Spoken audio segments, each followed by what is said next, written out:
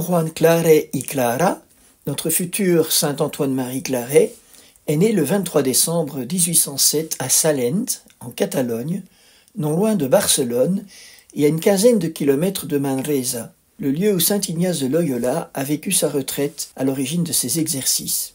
Ses parents vivent de l'industrie textile avec des métiers à tisser.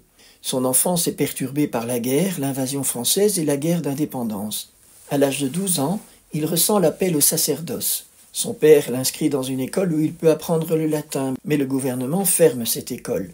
Poussé par son père, Antoine se rabat alors sur le métier de tisserand, où il ne tarde pas à exceller.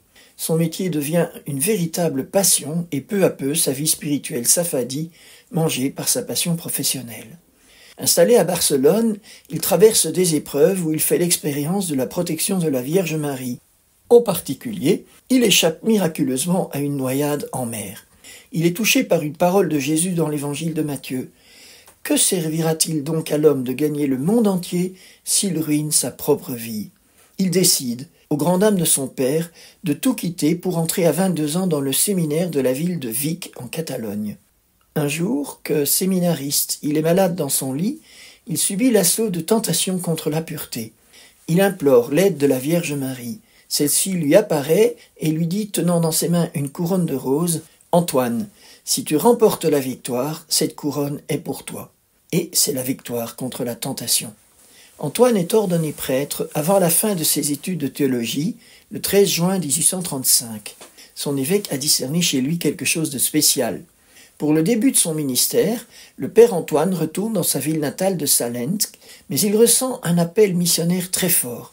Il décide d'aller à Rome, proposer ses services à la congrégation de la Propaganda Fide, chargée par le pape d'évangéliser le monde entier.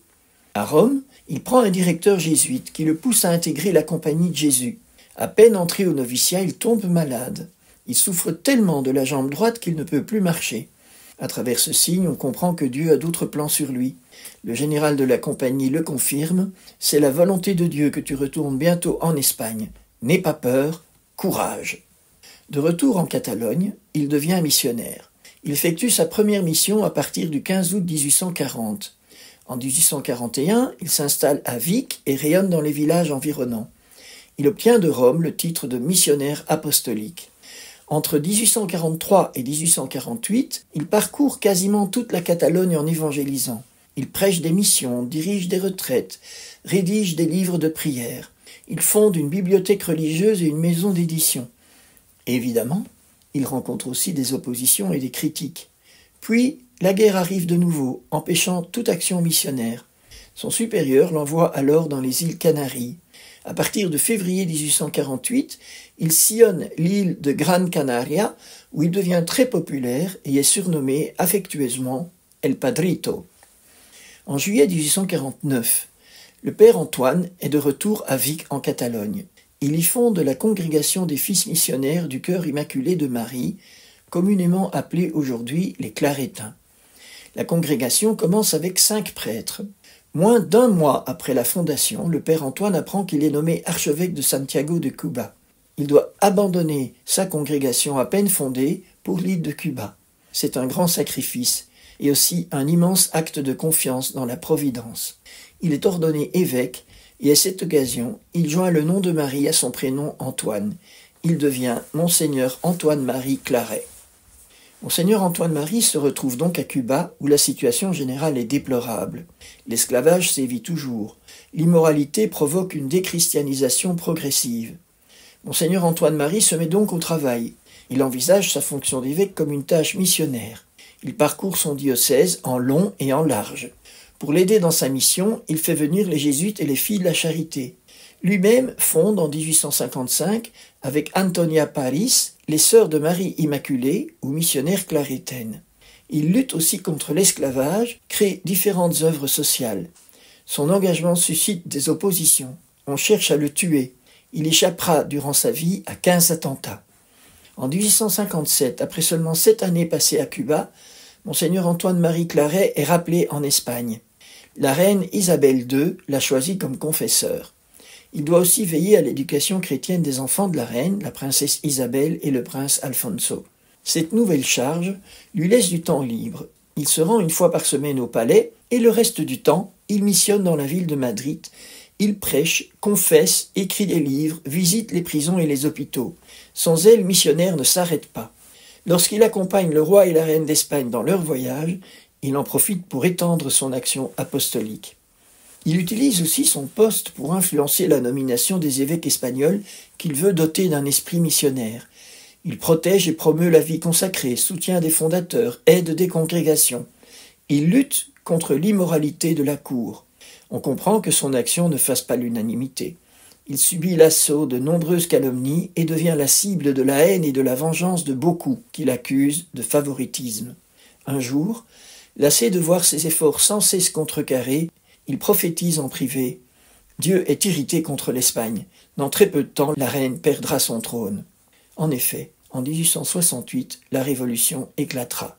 Monseigneur Antoine-Marie a reçu de nombreuses grâces mystiques dans sa vie. Un jour, la Vierge Marie lui apparaît avec l'enfant Jésus qu'elle lui met dans les bras.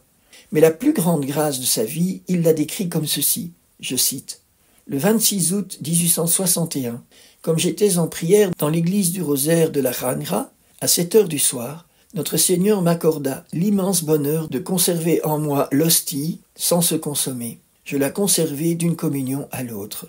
En d'autres mots, il reçoit le privilège de devenir un tabernacle vivant. » Avec la Révolution de 1868, Monseigneur Claret est obligé de fuir avec la famille royale à Paris. Un an plus tard, il s'installe à Rome et est un des évêques qui participent au premier concile du Vatican où il défend le dogme de l'infaillibilité pontificale. Après le concile, Monseigneur Claret est très fatigué. Il décide de s'installer à Prades en France avec les clarétins exilés d'Espagne. Mais il est recherché par le nouveau régime pour être jugé en Espagne. Il doit fuir à nouveau pour échapper à ses poursuivants. Il se réfugie dans le monastère cistercien de Fontfroide, près de Narbonne. C'est là qu'il meurt, à presque 63 ans, le 24 octobre 1870. Monseigneur Antoine-Marie a été un grand évangélisateur. Il a consacré sa vie à annoncer de toutes ses forces le royaume de Dieu. Il a connu des succès missionnaires, mais aussi beaucoup d'échecs, et il a fini persécuté. Sa vie nous montre que ce n'est pas le succès que Dieu nous demande dans la mission. L'important est d'annoncer la bonne nouvelle. Le reste est dans les mains de Dieu. Nous savons, en regardant Jésus sur la croix, que l'échec apparent de la mission peut cacher une victoire décisive. Par sa mort et sa résurrection, Jésus nous a sauvés. En participant par notre travail apostolique à ses souffrances sur la croix, nous pouvons faire nôtre la parole de saint Paul aux Colossiens. En ce moment, je trouve ma joie dans les souffrances que j'endure pour vous, et je complète en ma chair ce qui manque aux épreuves du Christ pour son corps, qui est l'Église.